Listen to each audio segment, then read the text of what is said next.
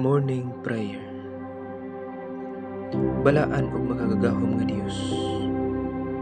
Nagapasalamat ako ni ining kabuntagon nga imong gihatag.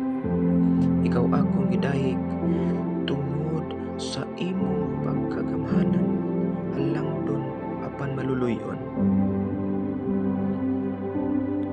Maayo, mahigugmaon ug puno sa grasya. Iining mao nga adlaw, nagahangyo ako, O Dios, nga punpon mo ako sa imong himaya, nga mabatnan nako ang kalipay, kalinaw, kahapsay sa tanan nakong mga buluhaton. Ug labaw sa tanan, makabaton ako og dugang pagtuo, pagsalig, o pagtugyan nganha kanimo. Niining mao nga adlaw, tudloi usab ako sa paghimo sa mga butang nga makapahimuot nganha sa imong presensya.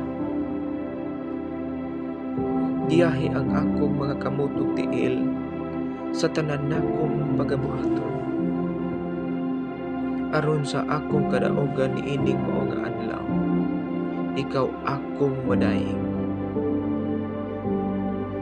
Tultuli ko sa mga katawhan nga nagakinahanglan sa imong tabang, aron matuman ang imong katuyan usab sa akong kinabuhi alang sa uban.